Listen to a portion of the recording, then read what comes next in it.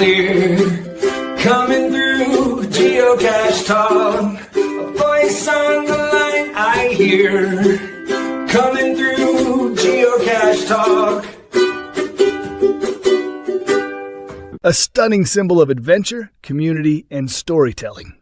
Its bold design shines with vibrant colors and a cool retro look.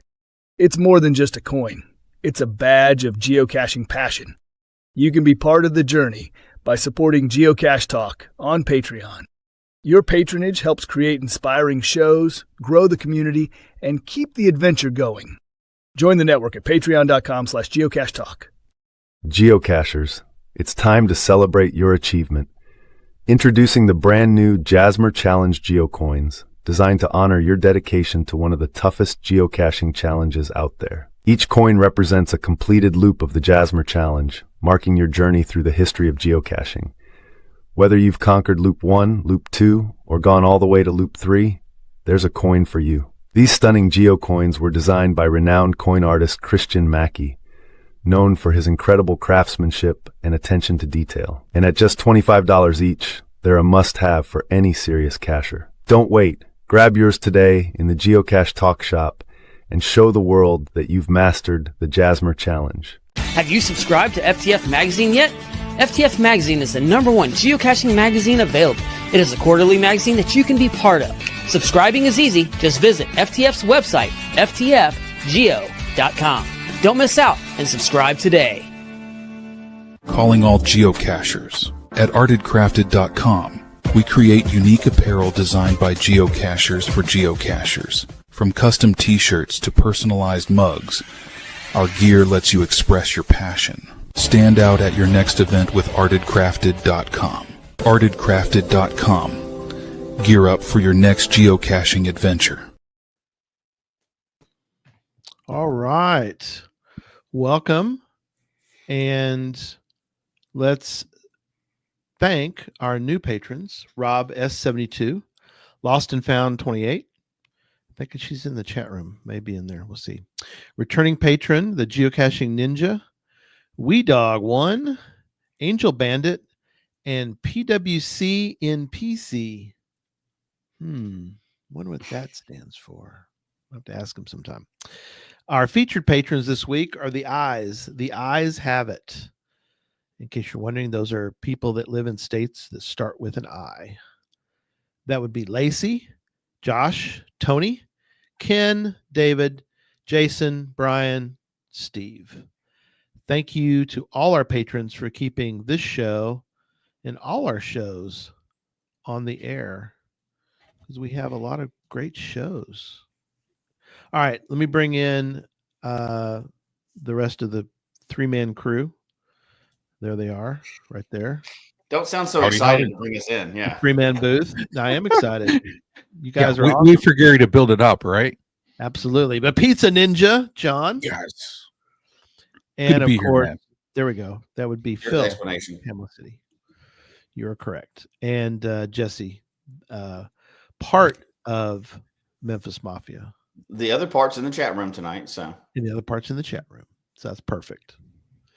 No, thank you guys. I'm sure just to harass me, but we'll find out. Yeah, you know, we need her in there to do that. So, Phil made a comment, said, thank you, Gary, for the Geocoin. PWC in PC is my name, and I am from Panama City. We talked to he and Phil. I spent a couple summers in Panama City, and it's definitely looks completely different than when I was there. Oh. It was a quiet, peaceful little fishing town, and then I went back many years later, I guess, and you couldn't see the ocean for all the condos. When you go down the main drag, it was like condominium, hotel, giant hotel. It's like you can't even see the ocean. What do these people do? So anyway, you just have to get off the beaten path to get to it. So, but I enjoyed my time in Panama City, Florida. It is beautiful. The sand is sugar. It's beautiful. So if you ever get a chance, go to Panama City, Florida. It's beautiful. All right. Well, we're going really dive right in. We don't really have any news. We are going to talk about, I need to create a segment for our talking about our geocaching for the week. Yeah, heaven forbid we talk about geocaching on the geocaching Yeah, we podcast should. about geocaching, right? I think we should do it kind of like Mel Allen style, like This Week in Baseball. You remember that? Week in And say Baseball? like I'll do that. This there Week you in go. Cash. I'll make this one. You know? The reason Yeah. that, and what's funny is I was talking to somebody a little while ago, and I said, they were like, "Where did you come up with the phrase? Don't just talk about geocaching, go geocaching." So the quick story about that is when I was on Cache and Release, I was supposedly a co-host, although that's another whole story about that. But I was a co-host, and we were supposed to talk about our caching for the week. And pretty much every week, I was doing something. I was either finding a cache or fixing a cache or something. And it seemed like every single week, my co-host was like, "No, I didn't do anything this week." It's like, wait, we're doing a geocaching podcast. Don't you kind of need to once in a while do a little geocaching? So that's where that term. Yeah, that's a lot of theoretical activities right there, huh? Well, and that's Gary. That's one of the things you said when we started early on is that you never wanted to be the podcast about geocaching that doesn't geocache. Correct. And we kind of just for a long time just glossed over it and didn't really do a weekly touch in. But I think nobody wants to hear all 800 of your caches you found for a week. But if there's a highlight, quick and move on. Yeah. So, John, you want to start? I'll let you start, buddy. What? Yeah. Oh man. Oh guys. Yeah. Oh, John, and you Jason gotta Mary beat Lou. that. Yeah, chasing bison tubes in Romania last week. Man, well, I'll tell you, I have something that I find cool. But guys, one thing I'm working on is another Earth cache. I've published 3 Earth caches so far this year. I got another one in development right now. And you know where I'm thinking about putting it? Right by where there's an awesome adventure lab art. So I don't want to spill anymore, but I think it could be a really cool spot for one. So so I'm hoping next week or two I can clear that out and get my another Earth cache, published this year. So that would be pretty awesome for me if I could get 4 out this year. I know it's no Memfis Mafia level, but for me, I'd be really proud of that one. And some other news, guys, on here. I got another order of path tags in this week too, so I'm pretty excited to that. If anybody knows me, I did not really get into path tags other than about like a year ago, and now I'm really into path tags. So if anybody wants to trade, like shout me out. I just got another order of 150. Think I'm probably going to try flash tags after this. Yeah, and all things Earth Cache. See, that's what I want to hear. Because I mean, like that's after we had that show, it was just kind of like, okay, let me get some more out. Let me get some more out, and it's just another cool element of the game that I'm like really digging at this point. But I got to tell you guys some really cool stuff too, because you know me, I love pizza, right? Some people know these things.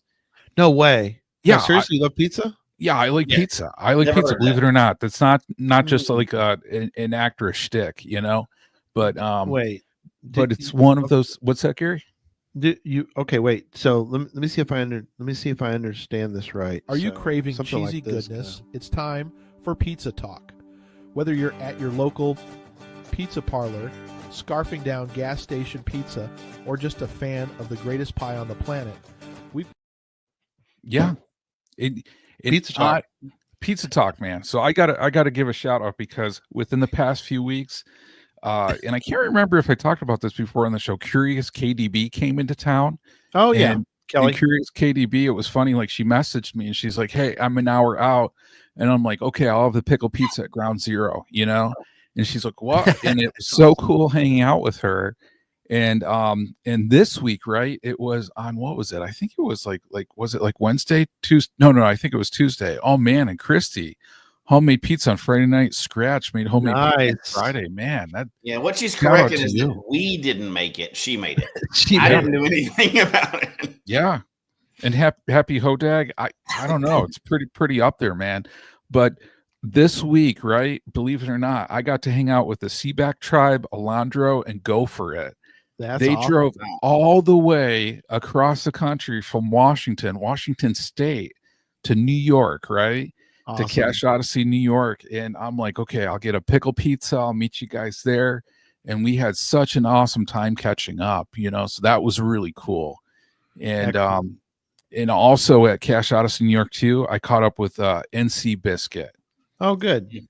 Yeah. So that was awesome. So for me, an awesome week, week or so catching up with people on that side.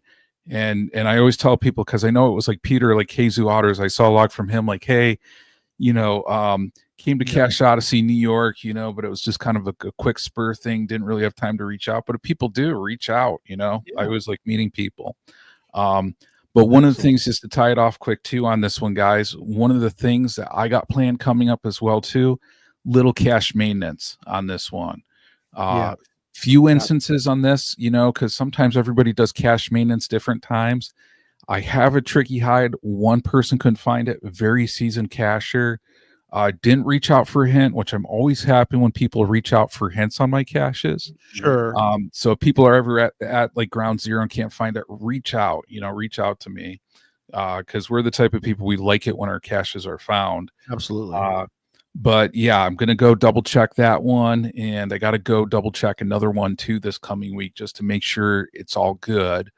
So as a responsible cache owner, I'm going to get out there this week, confirm or replace if needed on that one, and keep those caches healthy to be found. But that's some of the caches I've been doing, guys. Cool.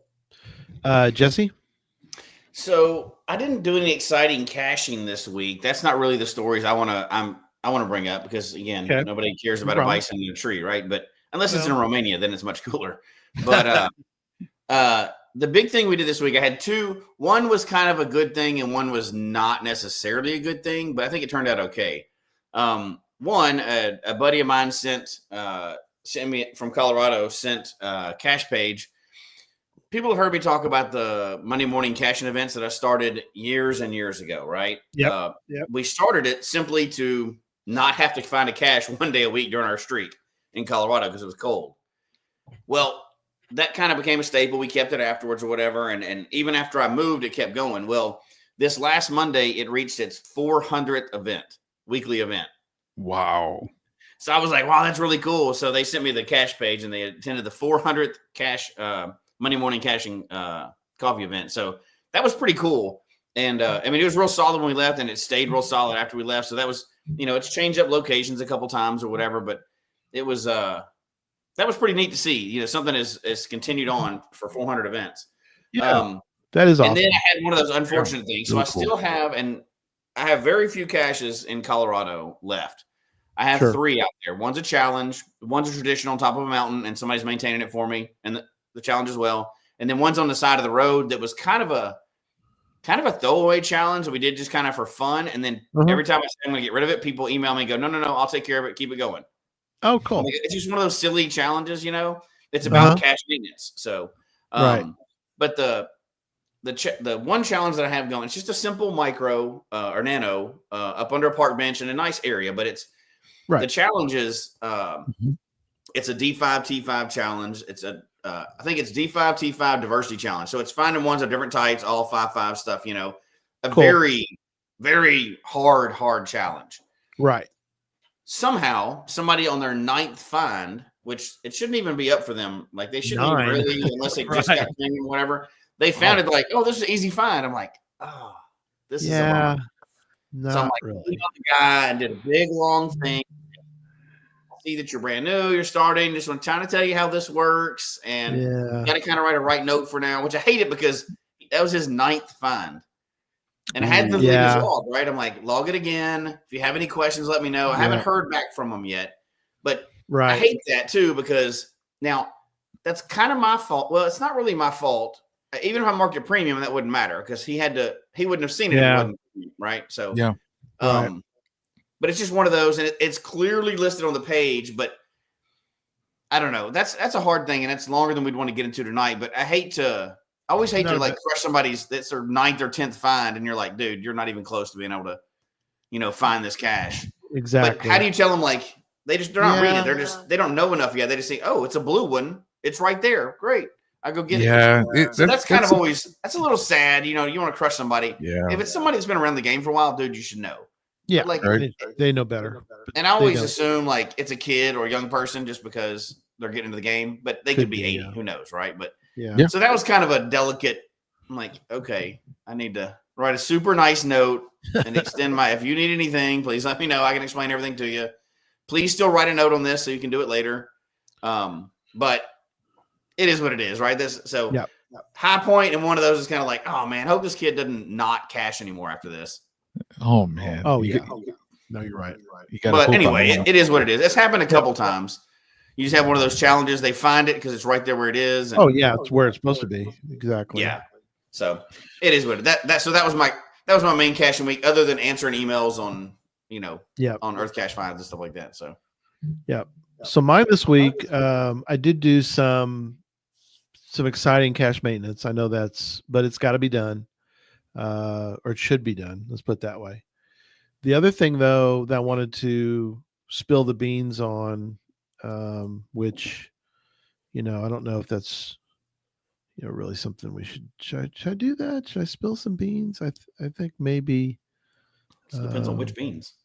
Oh no, Gary just spilled the beans. Are we talking Texas size beans, Gary, or are we talking Vermont size beans? No, they're like Texas size. Oh, you're going to do the Texas size beans right now? Yeah, I am. So, whoa. We're just going to mention that the plan. I can't show you anything yet for this. So it's like this is more the smell of beans than actual beans. It's like the aroma of beans, yes. But I want to let people know that we are in the process, and hopefully, cross your fingers, everyone, that we can get this done in time. But we are looking to provide to the community a couple of coins that we are going to produce as part of this year's Podcast of Hope. This year's Podcast of Hope, this is our 10th annual Podcast of Hope on December 6th. So mark your calendars. December 6th of this year, we are going to do our 10th Podcast of Hope. And we're hoping to have these coins available for folks to purchase. And if they purchase them, we will then eventually get you the coin. Hopefully we'll get them close to the time. But if not, we will still offer these coins to people. If we can get them made, we're going to be good. But all the proceeds for those coins will go to St. Jude. So all the proceeds for that will go to St. Jude. We're trying to this year raise enough to get us past the 100,000 donation mark for us. So the link is already up. If you want to give for Podcast of Hope and you're not going to be available, or you want to just give for Podcast of Hope or to St. Jude, we would really love it if you would do it through our link. The money doesn't come to us ever. It goes straight to St. Jude, but we get credit for it. And there's sort of a friendly competition with some of the other folks that are doing either games. We're sort of in the gaming group. So anybody who's doing games online, basically all those people, the podcasts, I don't know if there's any other podcasts doing this, but all the sort of in the electronic world. So like you've got the golf tournaments and you've got the runs, they all have their own little groups that they do, because they kind of St. Jude tries to put everybody in their little, kind of their little areas. And so we're in a group with the gamers, and it's nice when we sort of friendly competition for that to raise money. But it's out there if you want to go check out the link. It's every year it's podcastofhope.com. So if you want to go, I was going to bring the link up. Let's see if I can find it. Podcastofhope.com. I'll make one real quick. So if you go there, you can see it. I'm sure nobody's given yet, but that's the link. You can tell other people. Makes it simple. The link for it is a little bit of a weird URL. So we fortunately have created our own. Oh, good question. We are at 87,000. So this year we're hoping to raise 13,000. Our actual goal I put in there, and Jesse, I know you're going to go, Gary, why are you doing this to us again? Oh, Gary. But I did put a goal in there for us to raise 15,000 this year. Oh my gosh. So I didn't misspelled it. Let me fix it. It's not podcastofho.com. Don't send people to that. I have no idea what that is. Yeah, do not put money. Do not type that in. Thank you. Okay. There you go. Podcastofhope.com. I also want to mention, like many people here have, but audio is different too. But many people here know because we've done it year after year. But none of this goes through us. So this link, none of that goes to us. So it's not. None of this touches Geocache Talk hands ever. Nope, it goes straight to St. Jude.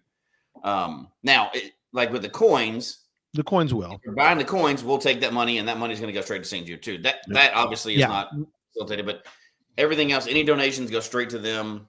Prizes are separate, everything else. But just want to mention that for anybody that's new to us in this fundraiser. So yeah, and I think one other thing too, when we put the date out there for December 6th, people may take a look at that and saying, well, that's not a Sunday, but we're doing it on Saturday again this year. We used to do Sunday and we'd be dead on Monday. So we do Saturdays now. We've done it for a few years now, and it definitely helps out, especially helping out Jesse, because he's got to get up bright and early on Monday morning. Oh yeah. How long is it this year, Gary? We're going back to 8 hours. I wanted to do 10, but I figured to be kind to you, we'd just do 8. 10 is ridiculous. It's not Worldwide Cache Con. You know, we're not doing that again. No, we're going to do 8. It's our 10th year, so we got to do 10, and we got to do 8. So sorry, we're not going to do 10. No, we're not doing 10. Don't slink that in there. 8 hours. Yeah, 8 hours. 8 sounds good. 8 sounds good. I'm not spilling the beans on this because we're going to keep that. And I know people laugh when we do a show about a show, but we'll do that again. But we do have some incredible guests already lined up. I mean, exciting stuff. I mean, it's our 10th year and I'm really excited for that. So, it's gonna be good. Yeah. Your wife, awesome. Christy's giving you a hard time. What Jesse. is she thinking? We don't want to do 10 hours. 10 hours. Yeah, I don't know, guys. Maybe Jesse can do like a 2-hour pre-show and then it officially starts. I mean, like, I'd be cool with that. How crazy is that? Y'all are killing me. Okay. Oh well. All right. Let's get to the topic. Anyway, good stuff. We'll keep everybody posted. Keep an ear to the ground. We'll tell you what's going on with Podcast Hub. So, all right. So this is an interesting one. So actually, Jesse, I think you need to start off because this is also a controversial one too. So somebody should write a book on this. And wait a minute, I think somebody did. So I'm just gonna sit over here for a minute. Hold on, Oh wait, here we go. Oh, there it is. There's the book. This book, this book. That book, yeah. And so to preface this, the reason why of course, we joke around about AI all the time on the show, and we've been using it a lot to help with the podcast and everything else. And both John and I are in education, so this kind of hit home for us because it's a tool. AI is a tool now, and it just like the internet, it's not going away. It's a tool that's here, and part of the controversy around it is this going to be a good thing or a bad thing for both education, like we talk about all the time, and then for geocaching. So that's kind of, we started digging into it further and further, and the answer to that is it's both. People are going to use it the wrong way, and people are going to use it the right way. Any tool you have, people are going to cheat with it. They're going to do everything else with it, and there's nothing you can do about it. People are going to Google answers. Just like over the years, there's been Sudoku puzzles, and then all of a sudden, what comes out? A Sudoku solver. There's anything that you can make a puzzle out of. There's a way to solve it on the internet. So I think kind of really the topic and why we wanted to broach this tonight, and why I even put a book together for this, was it's a tool that's here, and you can either worry about it or you can learn how to make your game better with it. Right. Now, some people will just take it and use it to solve puzzles, which there's online solvers for everything anyway. So that's not really a big thing, right? Sure. It's not any better at that than anything else.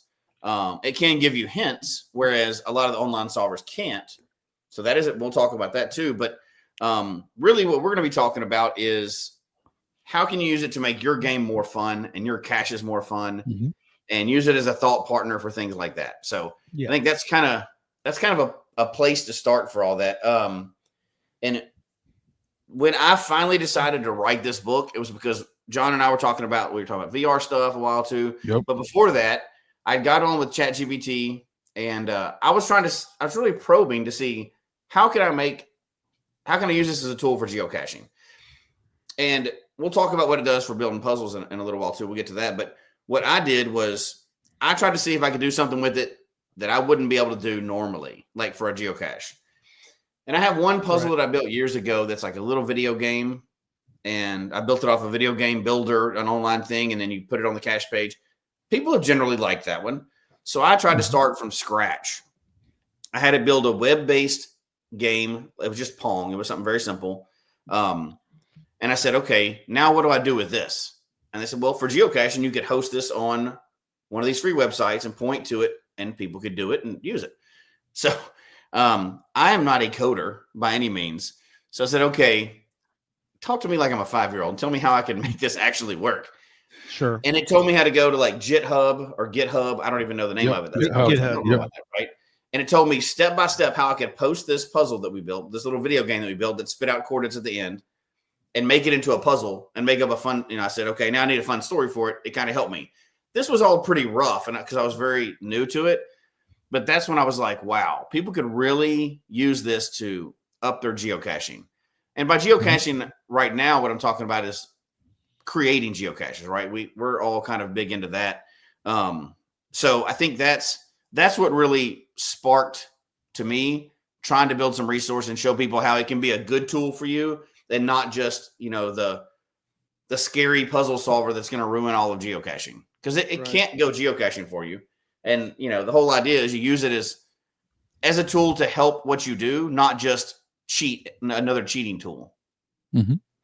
Yeah. And I appreciate, because really with any new technology, right, especially being in education, it's up to us to go in, try it, see what those pros and cons are, see what those values are of the tools too onto that one. So, especially with AI, it was interesting putting some posts in social media and seeing people's different perceptions, because some people were very anti-AI. It seemed like, especially in our Geocache Talk Network community group poll, there was quite a few people who actually used it, on that one, or were looking forward to using it as well too.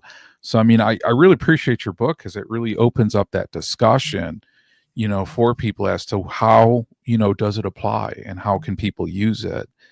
And, one thing that I philosophically like is, it's kind of looking at natural language in order to do things that are so sophisticated that, it makes it so much more available to others.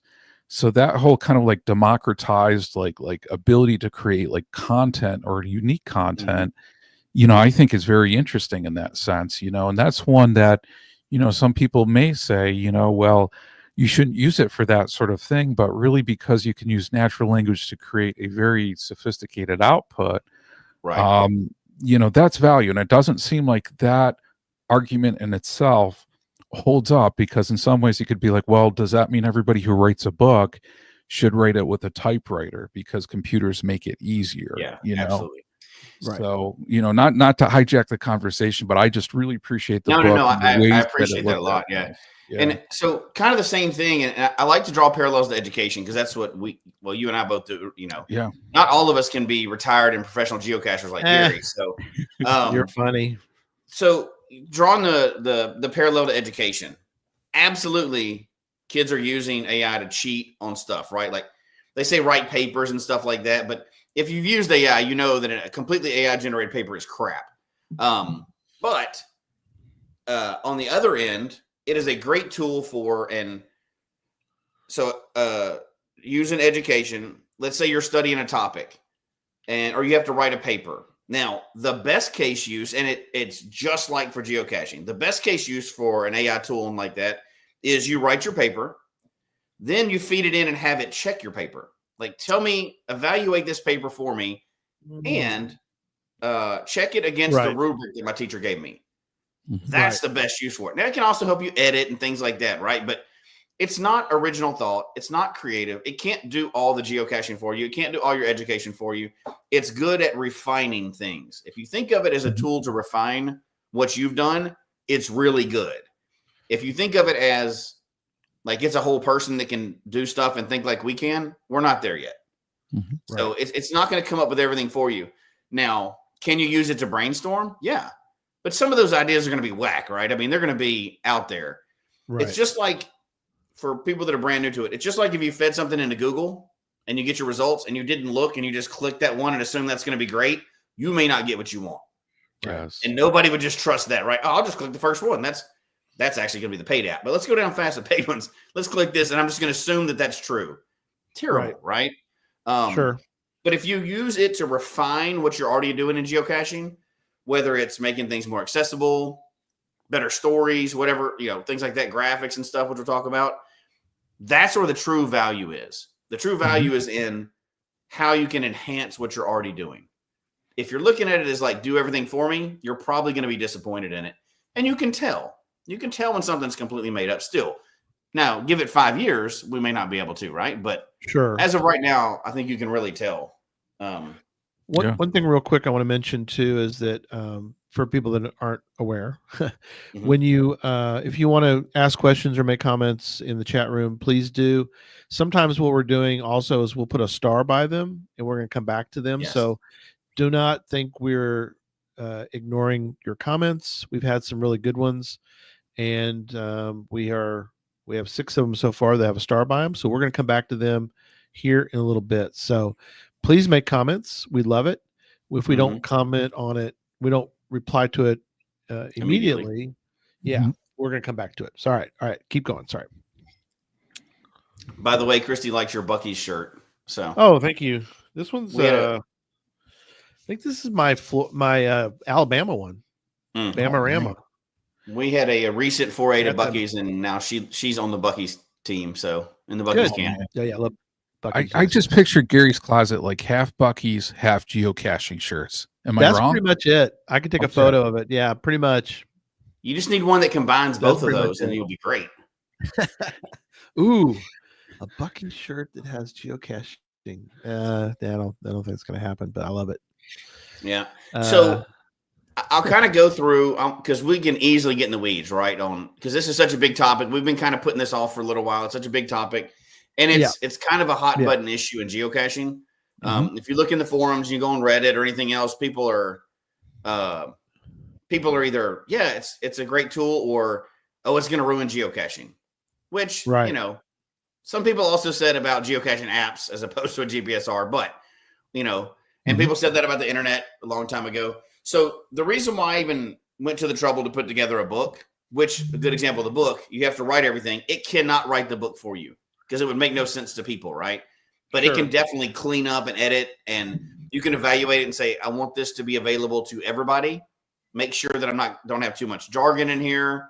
Make sure this is accessible to everybody of all education levels.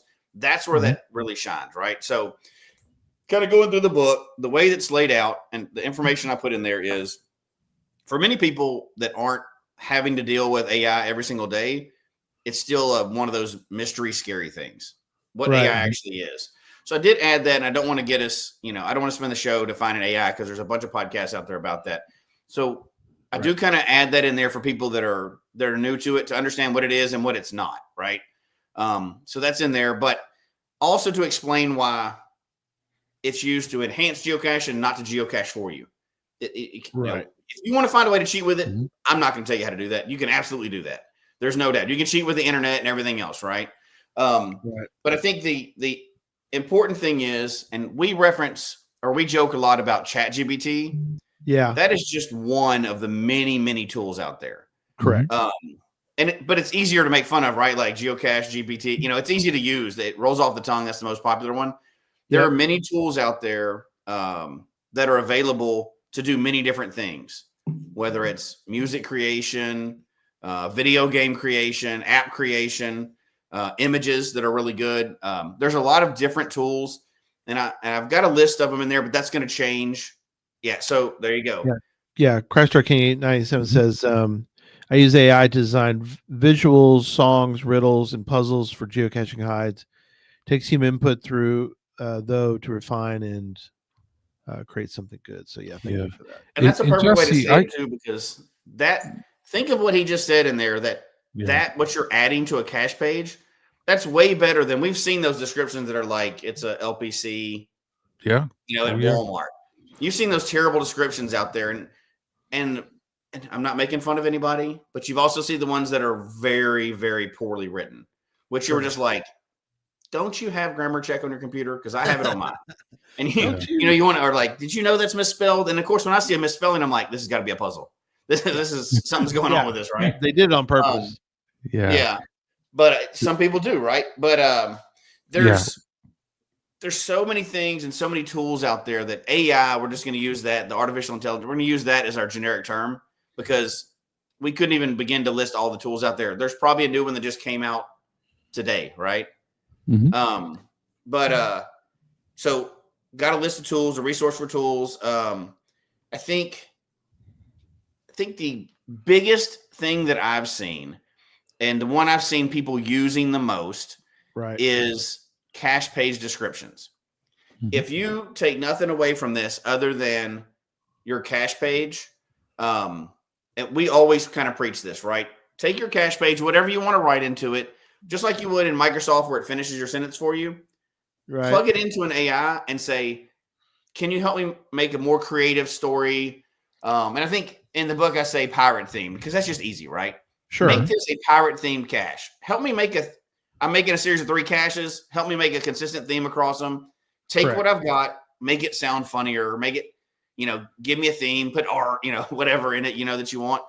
And it's really good for things like that. And we all know when you find that cache page that somebody put a lot of thought into it, made it creative, it's that much cooler. It makes that little cache that's not that great a lot cooler, right? Exactly. But it's hard, and not everybody has the time and ability to write a limerick or a rhyme that's themed to whatever it is.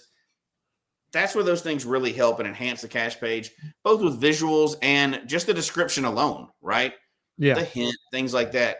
I think if people just used it for that, it would still be a positive tool for geocaching. Sure. If nothing else. Absolutely. I'd like to add too, because you did mention the word accessibility a number of times in cache page description.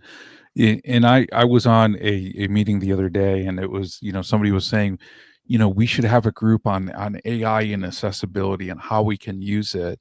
And I know even like one opportunity for people too is, the ages may be different, of people accessing your different caches. I mean, even if you put your draft cache description into an AI and saying, can you please rewrite this at a 7th grade level, and then see what comes back, and it may be more readable, especially by people of different ages onto that one. I like that. That's an interesting use of AI. And I know I've done it sometimes, and I've looked, and it's like, I'm using words with like, multiple syllables in there, and it's like, it's a little tricky, and then it helps rewrite. And I go, okay, this is good. It kind of, I'm taking the suggestions. It's making me think how I should rewrite things differently too. Correct. So it's not just necessarily like saying like, I'm going to take this like verbatim. I mean, I guess somebody could, but I mean, just thinking too, how does it change that style? Because we all write in our own styles, and sometimes when we do that, it may not be in an accessible way. So I just wanted to highlight that, because it made me think about that. I appreciate that. And that was kind of making me think too. So taking from the cache page and moving on, right? That even for a traditional cache, perfect. Now let's branch that out a little bit and think puzzles, adventure labs, and EarthCaches, since you just brought that up. Yeah. You can take those. So brainstorm me an idea. I want to have an idea for this. I know what I kind of want, but help me brainstorm how I can make this more fun and entertaining to people, this puzzle, adventure lab, or EarthCache, right? Here's the real power of any of these AIs and the large language models. Right. Because things are accessible on the internet, they're open to the people on the internet. Geocaching guidelines are open. EarthCache guidelines are open. The rules around puzzles and challenges are open. You can say before you ever talk to a reviewer, and it's, again, don't trust Google, don't trust AI 100%, right? Never trust anything. You can say, mistakes. Here's my idea for the cache. This is what I'm doing. can you check this against current guidelines? Sure. It can do that for you. It'll tell you already this you may have a problem with this for a challenge, or this Earth cache is not on current guidelines. It's about a topic that's not, not currently accepted as science. Or if your Earth cache, it's supposed to be at a general 8th grade or less level, would you rate this at 8th grade or less levels? It's accessible to whoever needs it. Yes. And Adventure Labs are all digital. The images and the things that it does for those. I know John and I have played around a little bit with the Adventure Labs. You only have images and text, right? For your Adventure Lab, there's no physical container. You can really spice those up. We've both seen good and bad Adventure Labs. And I mean, I don't mean parking lot, crazy things. I mean, like where you're going to a historic area and doing it or whatever. It can really help. It can really help bring more fun. I know that the few that I've played with, the Adventure Labs that I played with, and then I went back and redid them with, better graphics and a more fun story along with it. Yeah. I get a lot better comments on those. And I know I'm a dork, but I read every comment that comes in on my Adventure Lab.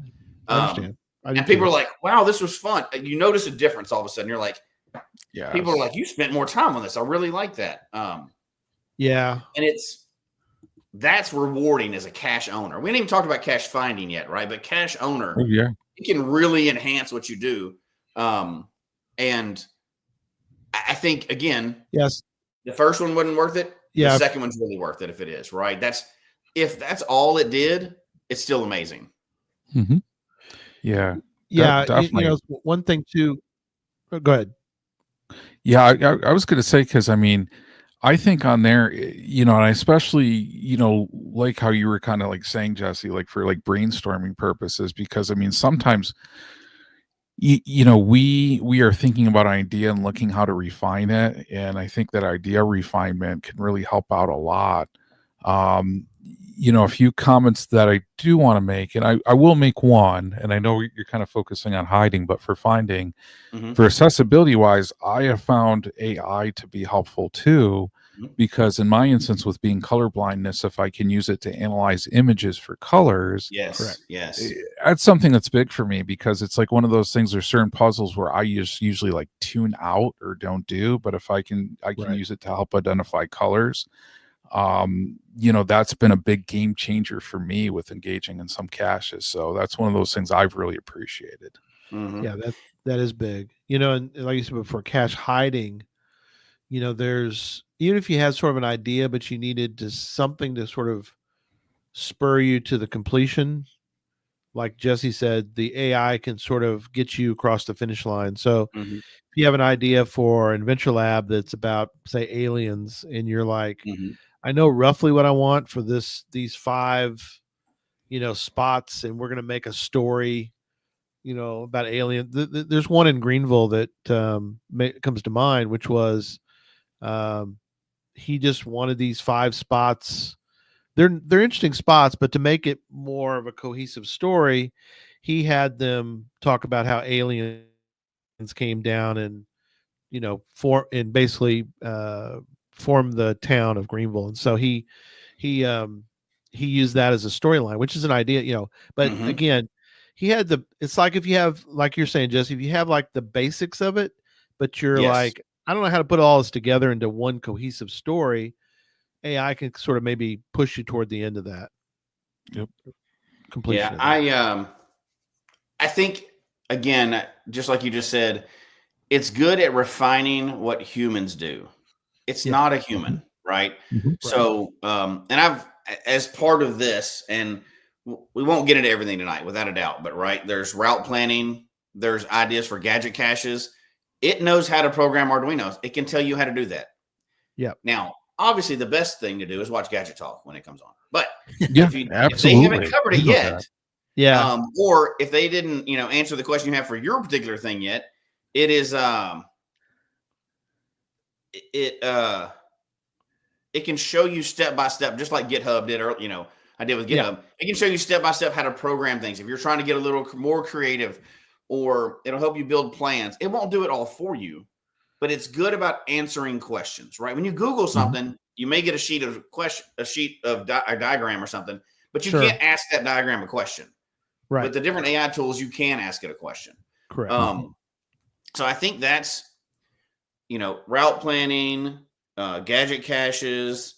There's so many different aspects of it. We're not even talking about finding caches yet, right? So with finding caches, I think here's what you got to remember: AI is not a geocacher. It can't just like log in and solve all the caches in your state for you, and all the puzzles. Could it help you solve a Sudoku puzzle, like we mentioned earlier? Yeah, it can. It can help you solve that sometimes, right? Sure. Sometimes there's more than one answer for it. But you can do that with an online solver. Can it help you give suggestions of how you might be able to solve it? That's where it becomes really valuable, right? So I plugged in, like, just testing all this, I plugged in like 100 puzzle caches into AI and said, can you solve this? A couple of the really basic ones, like, if it's a cryptogram or something that's very obvious, if it's, or like Morse code. We've all seen Morse code ones before, right? So there's two ways you can use it. You can try to cheat and say, solve this for me. Or you can say, what kind of puzzle do you think this is? That's what I like, right? Yeah, I like that. Because like Gary mentioned cheating on puzzles last week. Somebody else solved it. He went and found it, right? Okay. We're all okay. We've all done this before. Was that last week? I don't know. Anyway. That was last week, but no. But go ahead. Depending on how you do it, it can write, we hide stuff in HTML code. It can help you do that, right? So, but if you're finding a cache, if you just think you're going to be able to take AI and plug every puzzle into it and it's going to give you all the answers, that's not a real thing. At least not yet, right? It may be one day. It is not right now, because a lot of the puzzles are not basic one-to-one puzzles. They're things you have to find on the cache page. They're inferences you have to draw. Now, where it does become handy on something like that, because it did not solve a large percentage of the puzzles I plugged into it. Sure. The basic ones that you already know what to do, it did, right? The other ones I said, give me some ideas of how this may work. It would give you 3 or 4 different ideas, like maybe try this, or I see a pattern here, maybe that's something. And you try some of those, that may work out and it may not. But it will not solve currently. You can't just use it to plug it in and solve obscure puzzles. It just doesn't work that way. Yeah, and that's the part that I think people need to realize that's available, which a lot of people who are just kind of getting into puzzle caches, they don't know all of the different kinds of codes or cryptology that's out there, so they don't even know. They don't, like, if they want to go, by the way, cachesleuth.com. I want to push our buddy Jason's website. Website. Great site, cachesleuth.com. But even if you go to cachesleuth.com, if you're looking at a puzzle, you're like, I'm not sure what the puzzle, even where to go with this puzzle. I don't know. Can you give me like you said, can you just tell me what kind of puzzle this is? Oh, it's a bacon. Oh, okay. All right. Well, then I can kind of, you know what I mean? It's like I can kind of go down that route now. I at least have an idea of where to hunt. If I know where to hunt, I can kind of go down that route. But if you've never seen one before, you're like, where do I go on cachesleuth.com? I mean, does just kind of roam around? I mean, there's nowhere to do that. Well, and I think, the technology is putting things in a very natural, conversation-based interaction, right? And it's always interesting talking to AI, because in some ways you're like, okay, is AI better than my friend Bob? And it's not really better than your friend Bob, right? Is AI as good as your friend Bob?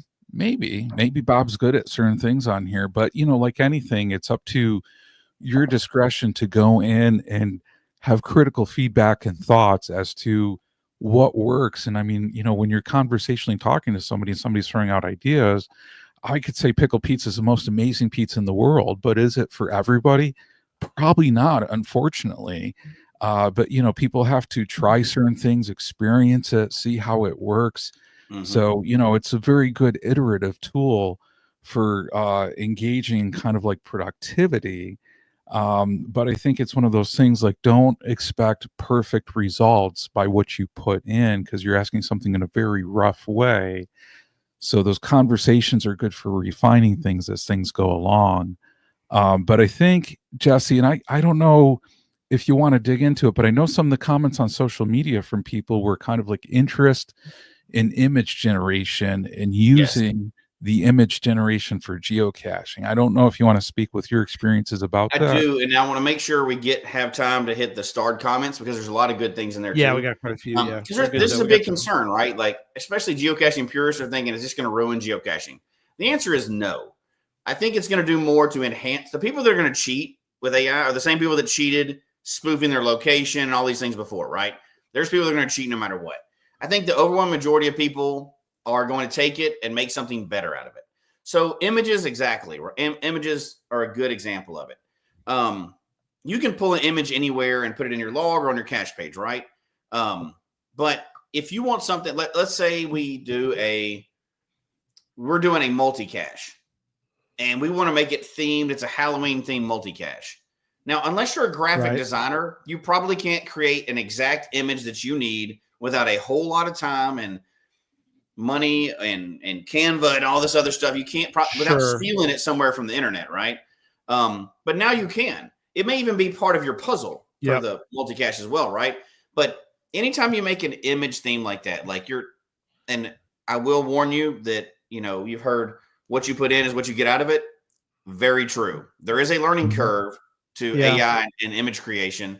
It takes a while to get it right. You've seen those ones on the internet where it's like a dog holding two things and there's this other arm out here out of the back of it. Right. It's terrible, right? So it takes a little time to get what you want. However, it's speaking to the computer like you would talk to a person trying to describe what you want, as opposed to doing something in code. Right.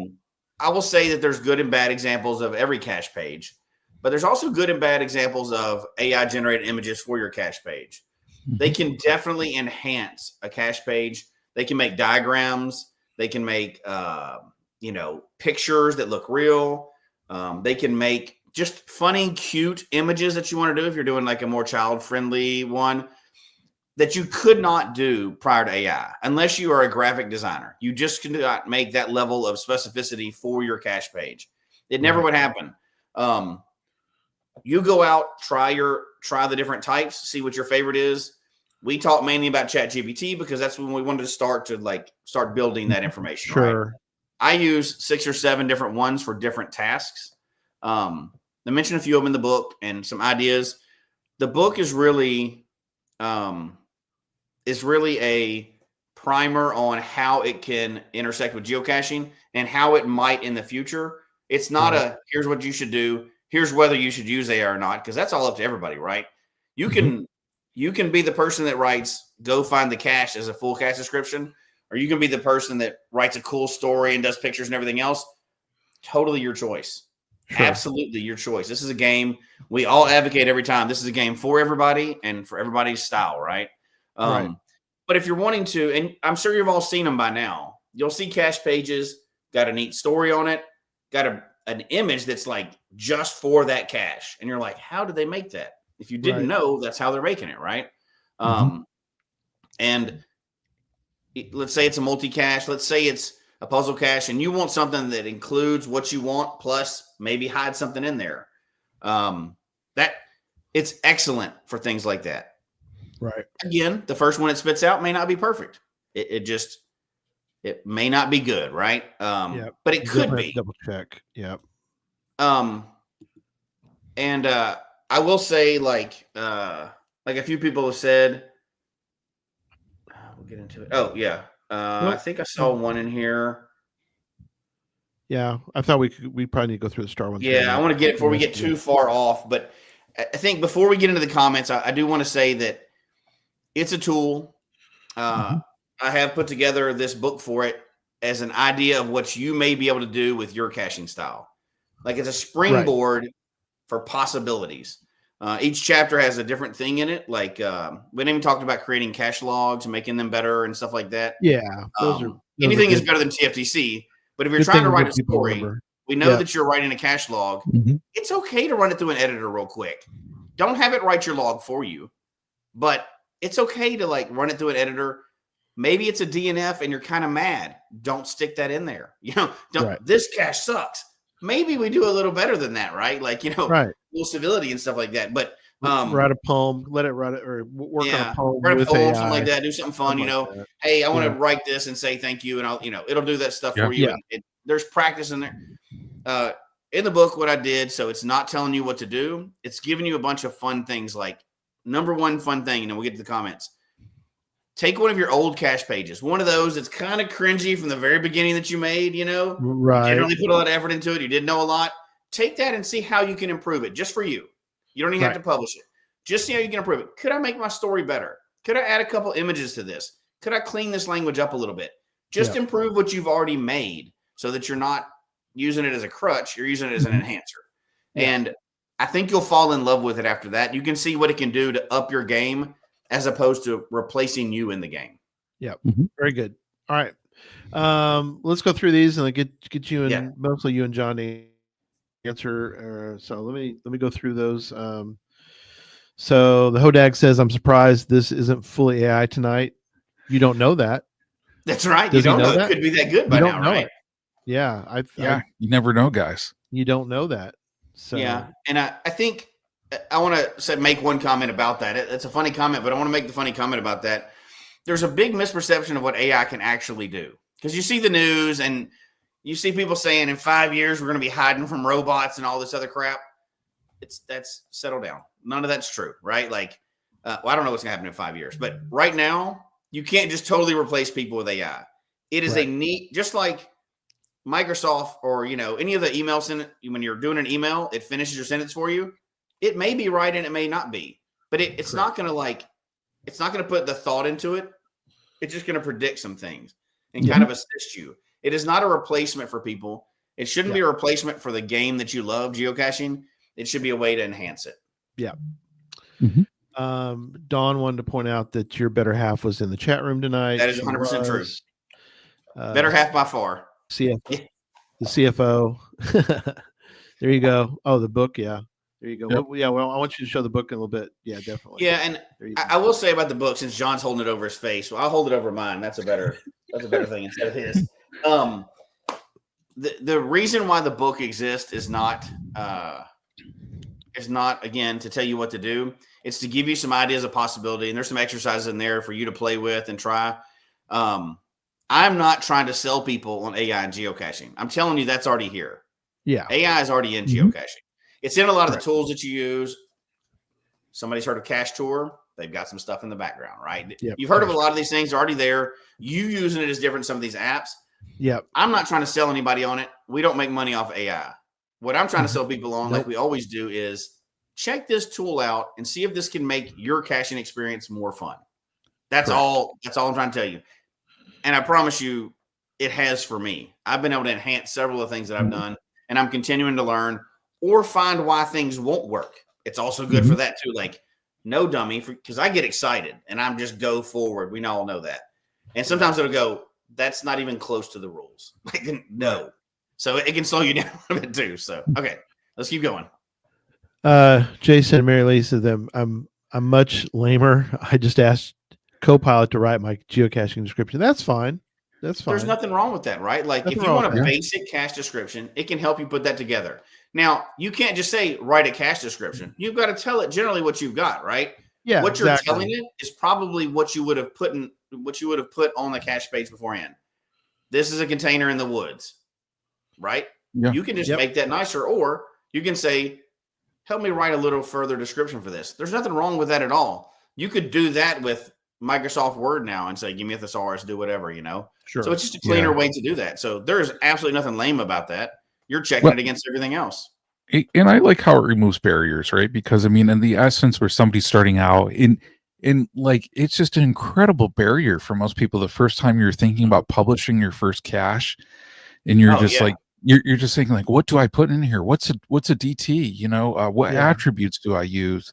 So if you can help kind of coach that along the way, and just to give kind of a little bit of analogy on this one too, using it as like a conversational tool, and coming back to kind of like how I said earlier, your coworker Bob and stuff like that too. I find like AIs like this, like in the past, and since I've been using AI, it's like in the past, I don't know how many times, guys, like at work, you'd write something and you'd show it to a coworker and you'd say, can you read this and see what you think? Am I explaining it clearly? Do you have any suggestions? And then your coworker would come back and say like, okay, here's probably what I would do. and you get the recommendations, and you're probably not taking the recommendations 100%, you know? Right. You're probably saying on that one, okay, I see some things what they're saying. I'm going to incorporate those. And some of those may be unique, and you're just like, oh my God, I'm so glad I asked this person because I wasn't even really thinking about that. Right. So, you know, a lot of times I think about it with AI, it's kind of like that conversation partner, very similar to that. To help people. So, I mean, especially for newer cachers like that, like if you're thinking like, what should I put in the description on this? Yes. You know, that's a great partner to then ask to help reduce that barrier, then to help you get some caches published, you know? Yep. Well, and I think you're on the right track too. And we don't have time to get into it. I did write about it in the book, but the book's longer than we have time for tonight, right? So taking that line, somebody that's new, what should I put in the cache description? Okay. There's another part of that too, right? Like, I'm brand new. There's a lot of stuff I don't know. I can go on Reddit and ask people and get roasted, or I can ask ChatGPT or whatever else, right? Like, True. You're submitting your first cache. It can help you write a reviewer note with, like, what should the reviewer know about this cache when I'm submitting my reviewer note? That can save you a lot of time. It's not a reviewer, but it can check against the open rules that are online, and it has enough knowledge to go, the reviewer's probably going to want to know, did you get permission? What kind of cache type this is, depending on what area you're in. How is it hidden? If it's a puzzle, how do you solve it? Things like that you may not think about when you're first starting out, or even we get kind of used to submitting caches and we forget those basic things sometimes, even people that have hit a bunch of them. So it's one of those ways to do that, a thought partner for that as well. So it can definitely make that a lot easier, that whole process a lot easier for you. Yeah. All things EarthCache, thanks for with us and thanks for being on the show recently. Said need to be quite careful using AI to create an EarthCache. Brainstorm, yes. Research, no. Oh yes, absolutely. So I can tell you, because I've just like him, I love EarthCaching now. I hate it that I say that, but I used to hate them. Now I love them because it's the hard thing, right? And I always go after whatever the hardest thing people say is. That's what I do in geocaching. It is great for assisting with EarthCaches. It is not there with you, right? Like, you can say, what is this? It may interpret something totally wrong. But where it's good at for EarthCaching is you got one, you're building one. You can say, you can run it through there and go, does this match current guidelines? It's really good at that. That's a computer thought, right? That's not an original thought. You can say, is this one of the current accepted sciences? It can check that for you. You can say, is this like the way I wrote my description up? Because I've already seen it. I already know all the answers, right? Are people going to be able to understand this? And based on what's in this pictures and everything else, are they going to be able to figure this out? Is this at the right level? That's great. You can also ask it, does this make sense? Right? Because for many people, geology is not their like go-to pastime. Sure. Right. So you can have somebody evaluate it. This doesn't stop the need for beta testers, first of all. Always beta test all your caches. But you can have it check your stuff. If you just say, write me an EarthCache, it could write something about the moon. And there's a comment that we're going to probably pull up in a little while. AI will lie. It will absolutely lie and make crap up to make you happy. You have to check everything you get out of it. It's just like asking a 5-year-old. You may get the right answer, and you may get the moon is made out of cheese. You don't know, right? You have to check everything you do. Whatever product it spits back out, you have to double check that. So, and that's he is the whole absolutely thing right with that. You cannot 100% trust it.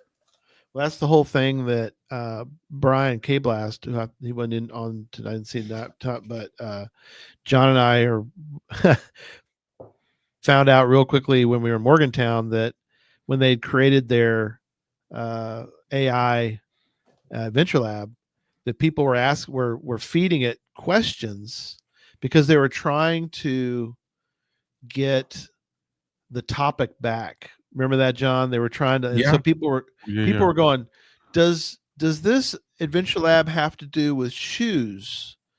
And the AI would go, yes, shoes, especially tennis shoes. And we'd be like, oh, so it was fooled by this idea, and so people would go down these crazy rabbit trails for hours going, okay, so it does have to do with shoes. I thought it did.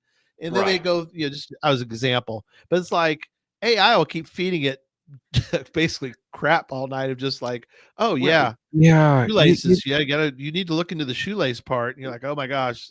And it's kind of one of those things, I mean, it want to pleases you to a degree. So, I mean, Yes, it's going it to give does. you something that it assumes is correct. Mhm. But I mean, a lot of times when people ask it, you're asking it something where it's almost like somebody asks you a question. There's no context, right? Right. So, I mean, you're getting an answer back, but yeah, is that answer correct or not? And yeah, I mean, really, AI, I mean, based upon training data, it could be inaccurate, but yeah, never assume it's correct, onto that one for sure. Oh, there he is. He's with Yeah. us tonight. Yep. Yeah. Dawn, Yeah. I'm glad you asked about shoes. And Yeah. I think we have Hey, to, Buzz we says cannot we stress definitely enough. did that. Yeah. We're talking about a potential tool for geocaching, not a trusted person. It is a Yes. computer program. No matter how smart you think AI is and how fast it returns something, you cannot blindly trust it. It is a tool that you use, just like you wouldn't blindly trust Google, right? Double check. Don't think it's a smart robot. It's not a person on the other end. Even though they make it seem like a person talking to you, it is not a person. They're not going to get irony. They're not going to. It's not going to get a lot of that stuff. It's not even a they or a him or a he. It's a computer, right? So check it. You have to use it and check against what you know to be true. Use it to supplement what you do, not replace what you do.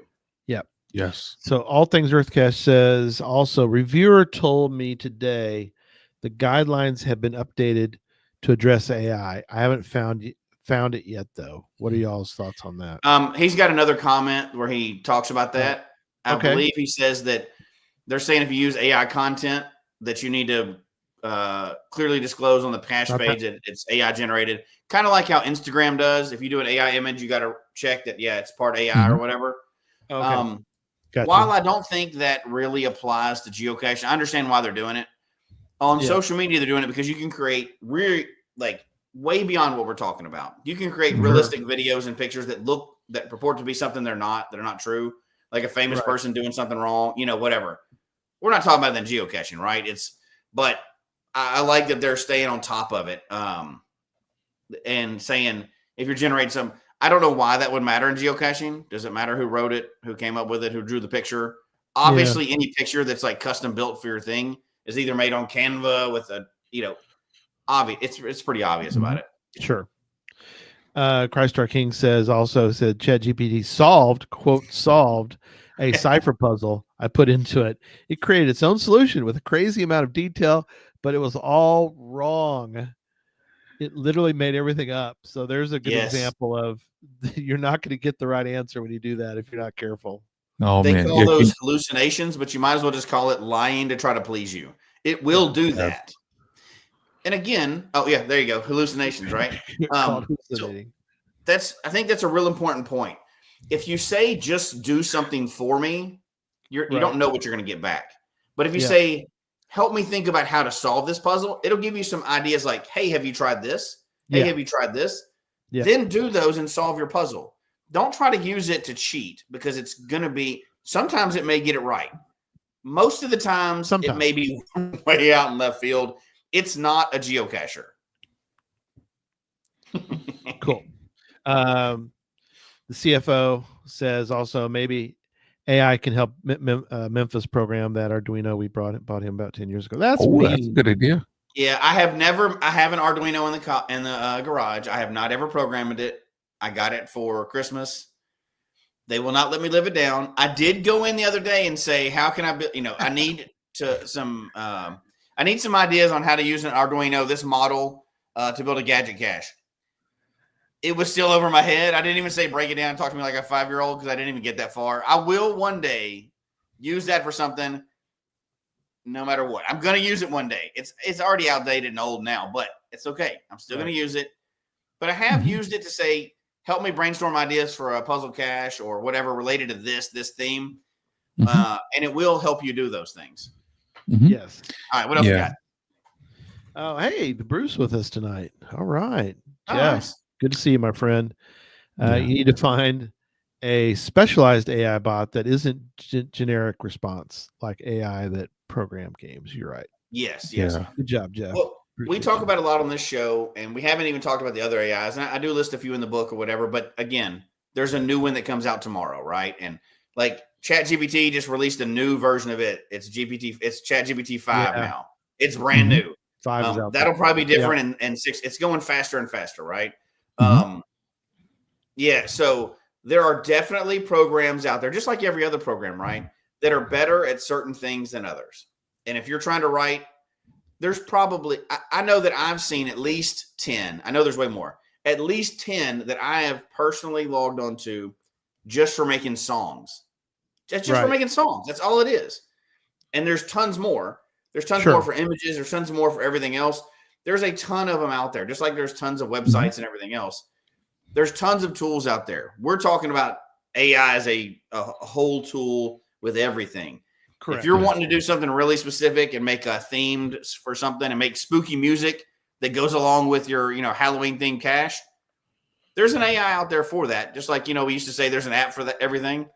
Yep. There's an AI for just about everything now. But again, just a tool. Yeah.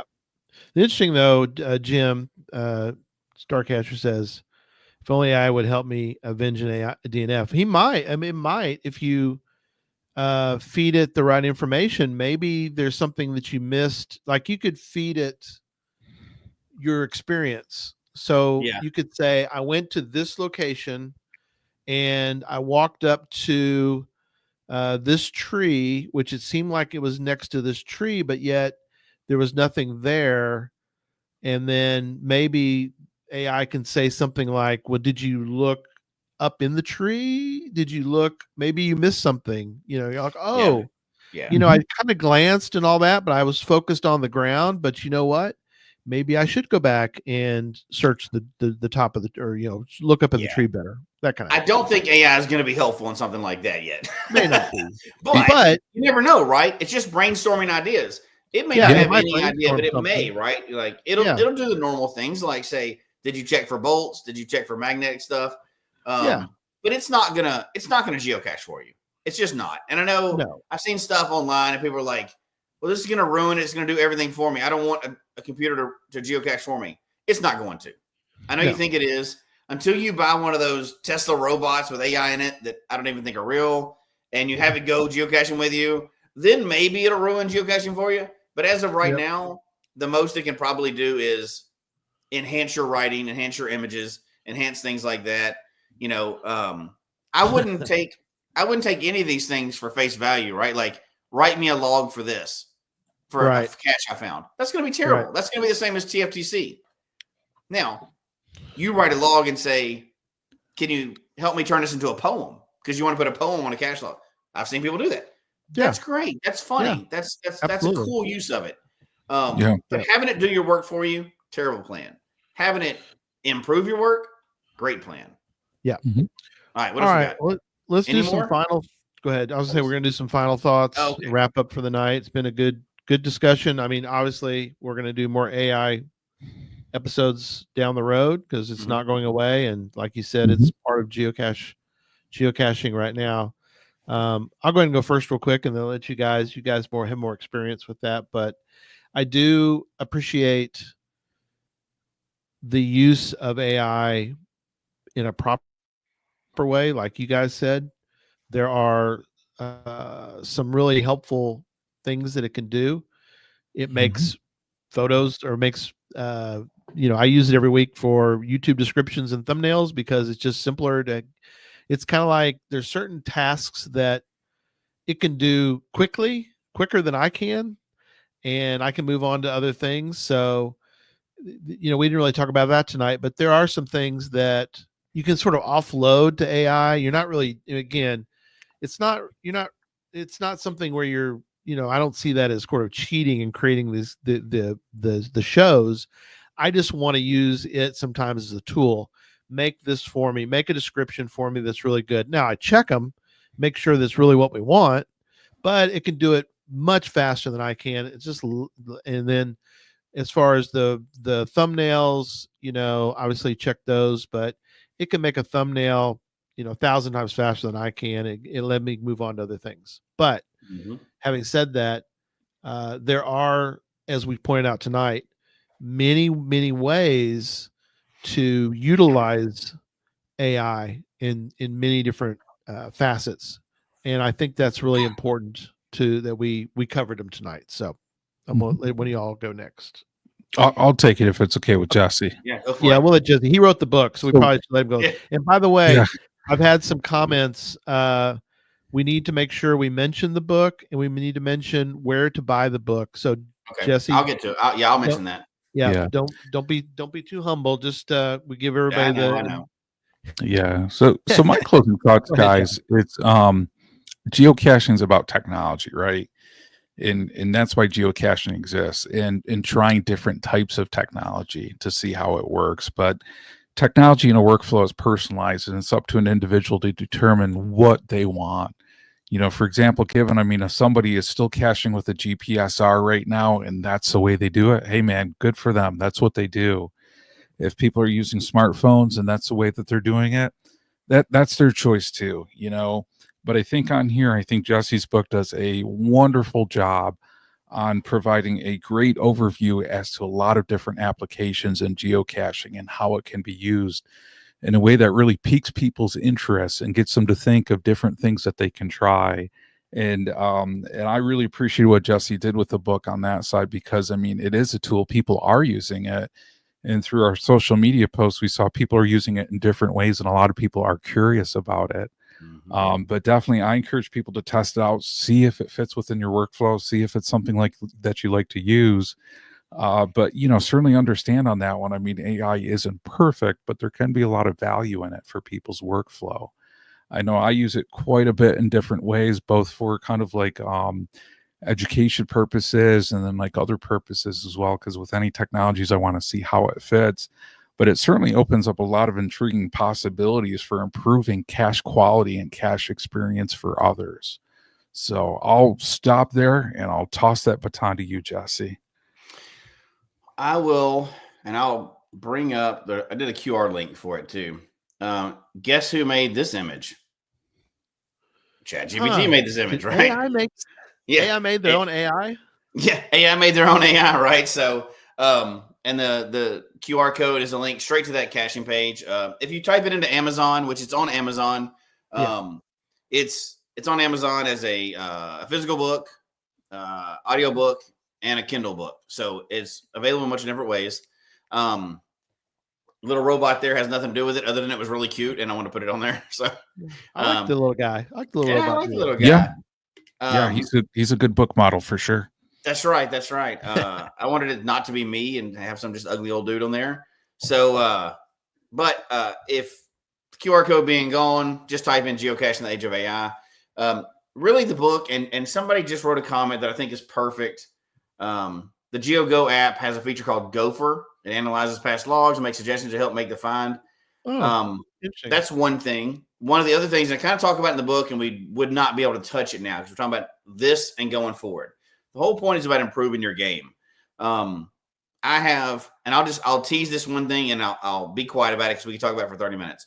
I have taken a pocket query of my finds, plugged it in there to have it analyze my caching style to see if it can pick out like what trends that I do, data.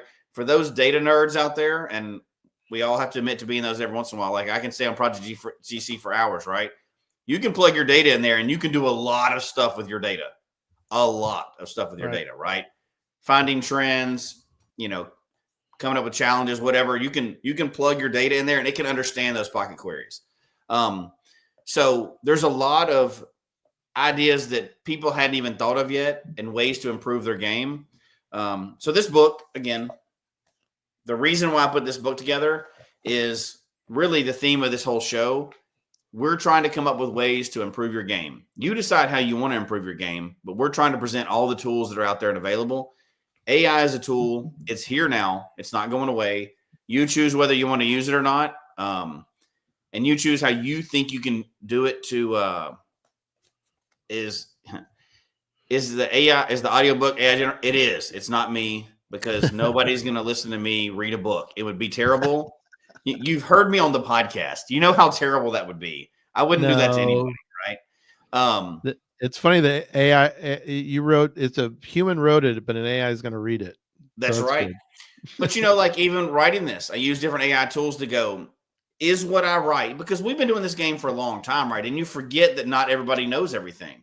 Is Right. this going to be readable by the average, the new cacher to the experienced cacher? Is that whole gamut of people going to be able to understand what we're putting in this book? Is this going to be understandable by people that don't know anything about AI? So it's good to have that feedback constantly, like having an online, an editor in your pocket. It's great. But the book, again, is a tool, just like AI. See what you want to use, see how it can improve your game. If it's not something for you, I completely understand that. Some people still cache on GPS, right? They don't use a phone because they don't like it. They don't want to use the Sudoku solver because they don't like it. Right. However, it's not just about solving puzzles or making good cache pages. It's also about analyzing your data, finding trends of what you like to do, route optimization. There's a lot of things that you can do that you may find surprising. You may be able to make your caches more accessible. You may be able to just improve the fun factor to your caches. Nobody's forcing you to use it. Everybody caches in different ways. We all go through trends of what we like. I would say at least whether you get this book and try the exercise inside it or not, or you just poke into AI, I would say at least, bare minimum, find one of your old caches and see how AI can enhance your cache page. Maybe it doesn't. Maybe you're the best out there and it's perfect how you want it. Maybe it comes up with a better description that you think, oh my gosh, I should have said that, but I forgot. I didn't say it that way. Right. Tiptoe in and see what you like. You may be able to really up your game. And I think that's what we kind of put out there all the time. Up your game. Make it better, improve your game, see how you can do that. This is one more tool that may do that for you, So Excellent.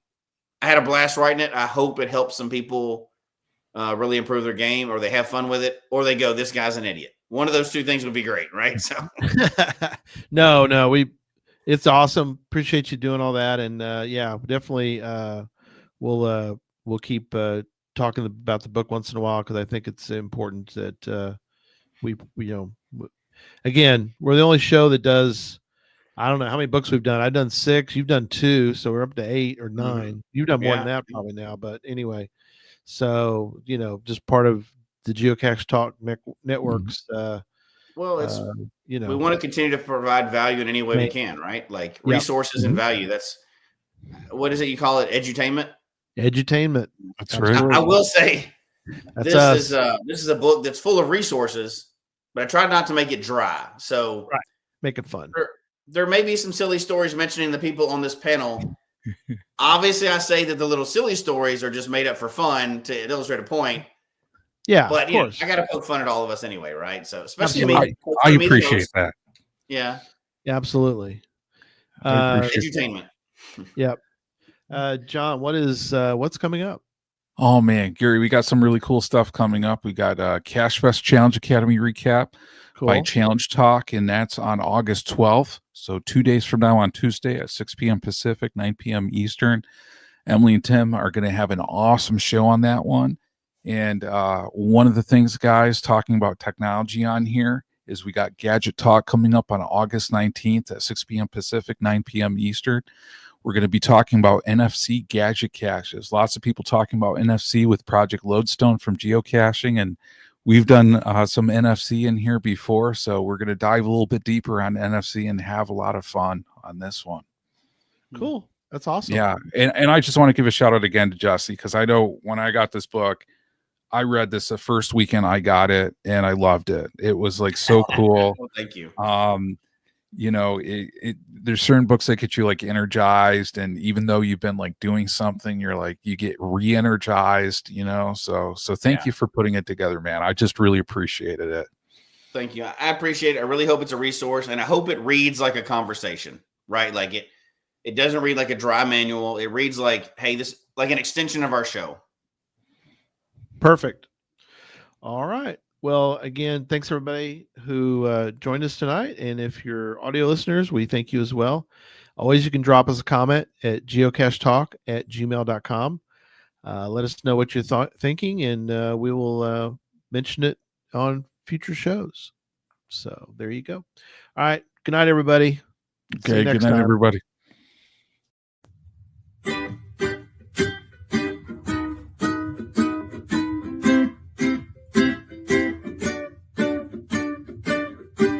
May your finds be many